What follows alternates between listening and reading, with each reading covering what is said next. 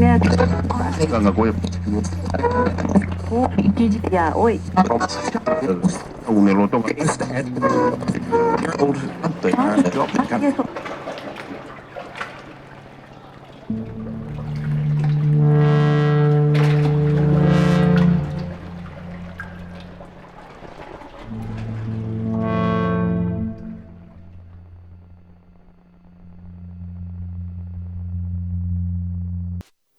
బులెటిన్లో breaking news చూస్తున్నాం. ప్రధాని నరేంద్ర మోదీ ఇవాళ రాష్ట్ర పర్యటనకు రానున్నారు. రామగుండం ఎరువుల ఫ్యాక్టరీతో పాటు 9,500 కోట్ల విలువైన జాతీయ రహదారులు, రైల్వే ప్రాజెక్టులను ఈ సందర్భంగా జాతికి అంకితం చేయనున్నారు. మొత్తంగా 6 గంటల పాటు రాష్ట్రంలో ప్రధాని పర్యటన కొనసాగనుంది. ఏపీ పర్యటనలో ఉన్న ప్రధాని కాసేపట్లో హైదరాబాద్కు బయలుదేరనున్నారు. మధ్యాహ్నం 1:30 బేగంపేట విమానాశ్రమానికి చేరుకోనున్నారు. ఈ సందర్భంగానే విమానాశ్రమం ఆవరణలో బీజేపీ నగర తరపున స్వాగత సభ ఏర్పాటు చేశారు. ఈ వేదిక నుంచి పార్టీ కార్యకర్తలను ఉద్దేశించి మోదీ ప్రసంగించనున్నారు.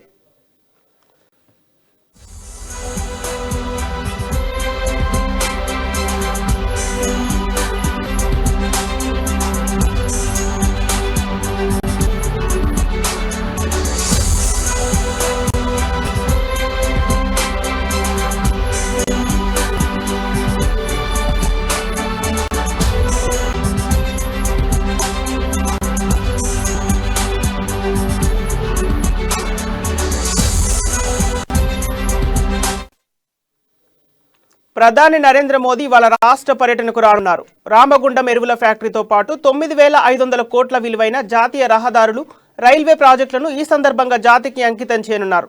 మొత్తంగా 6 గంటల పాటు రాష్ట్రంలో ప్రధాని పర్యటన కొనసాగనుంది. ఏపీ పర్యటనలో ఉన్న ప్రధాని కాసేపట్లో హైదరాబాద్కు బయలుదేరనున్నారు. మధ్యాహ్నం 1:30 బేగంపేట విమానాశ్రమానికి చేరుకోనున్నారు ప్రధాని మోదీ. ఈ సందర్భంగా విమానాశ్రమ ఆవరణలో బీజేపీ నగర తరపున స్వాగత సభ ఏర్పాటు చేయనున్నారు.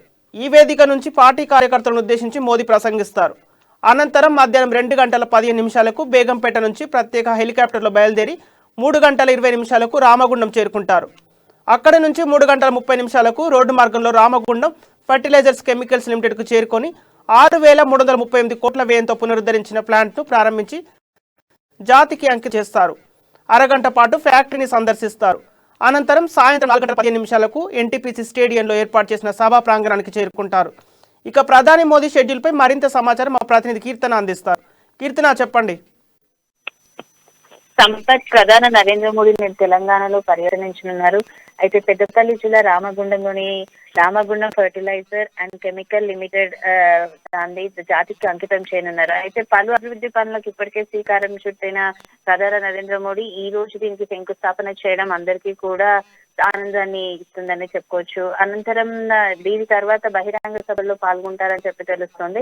గతంలో మూతబడిన రామగుండం ఎఫ్సిఐ ఏదైతే ఉందో దానికి పునరుద్ధరణ కారణానికి కేంద్ర చర్యలు కూడా తీసుకుంది. 6,120 కోట్లతో కేంద్ర ప్రభుత్వం రామగుండం ఎరువుల ఫ్యాక్టరీని మళ్ళీ రీస్టార్ట్ చేయడం జరుగుతుంది. అయితే గత ఏడాది మార్చి 22న వాణిజ్య కార్యకలాపాల కోసం ప్రారంభించినట్టుగా ప్రకటించినప్పటికీ ఇప్పుడు నరేంద్ర మోడీ అధికారికంగా జాతికి అంకితం చేయనున్నారు అని చెప్పేసి తెలిసింది. అయితే దేశంలో వ్యవసాయ రంగానికి కావాల్సిన యూరియా డిమాండ్ ఏదైతే ఉందో దానికి మళ్ళీ ఇలా జాతికి అంకితం చేయడం ద్వారా ఏటా కూడా 12.7 లక్షల మెట్రిక్ టన్నుల యూరియాని ఈ పరిశ్రమ మొత్తం ఉత్పత్తి చేయనుంది అని చెప్పేసి మనకు ఇన్ఫర్మేషన్. దాదాపు 1000 కోట్లతో నిర్మించిన భద్రాచలం రోడ్ సత్తుపల్లి రైల్వే లైన్లు కూడా దేశ ప్రజలకు అంకితం చేయనున్నారు. ఈ 9,000 కోట్ల పనులకు శంకుస్థాపన చేస్తున్నప్పటికీ కూడా వీటిలో NH 765G చెందిన మెదక్ సిద్దిపేట ఎల్కట్లూరి సెక్షన్ కి, SH 161BB కి చెందిన బోధన్ బాసర భయంతా సెక్షన్, SH 353C కి చెందిన సిరోంచ మహదేవ్పూర్ సెక్షన్ లో కూడా వీటిలో నిమగ్నమై ఉన్నాయి. వీటిలో అన్నిటినీ కలుపుతున్నాయి. అయితే ప్రధాని నరేంద్ర మోడీ పర్యటన విషయానికి వచ్చేసరికి నేడు హైదరాబాద్ లో సుమారు 1:30 నుంచి 2 గంటల వరకు బేగంపేట విమానాశ్రయానికి చేరుకునే అవకాశం అయితే కల్పిస్తుంది. దీనికోసం ప్రత్యేక హెలికాప్టర్ లో రామగుండం వరకు బయలుదేరనున్నారు. ఇక 3:05 రామగుండం ఎస్టీపీసీలో హ్యాలీప్యాడ్ కు చేరుకుంటారు. 3:10 హ్యాలీప్యాడ్ నుంచి RFCL కు మోడీ బయలుదేరుతున్నారు.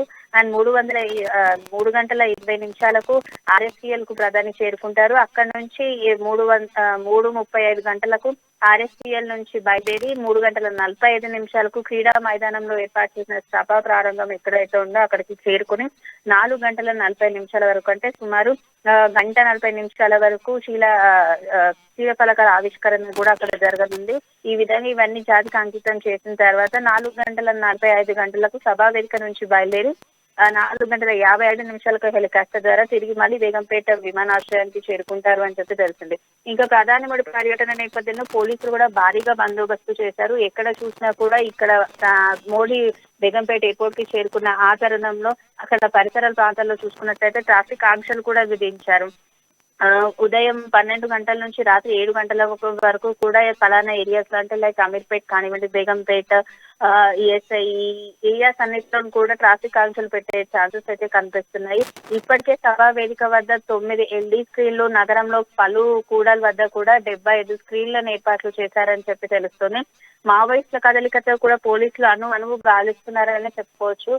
మొన్నటి వరకు కూడా మావోయిస్టుల నుంచి కొంచెం హెచ్చరికలు జారీ చేసినప్పటికీ ఎవరైతే ఉన్నారో బీజేపీ అగ్రనేతలు కానివ్వండి, మరింత పార్టీ లీడర్స్ కానివ్వండి, అందరూ అప్రమత్తమై ఉండాలని చెప్పి కూడా పోలీస్ శాఖ వారు తెలియజేయడం జరిగింది.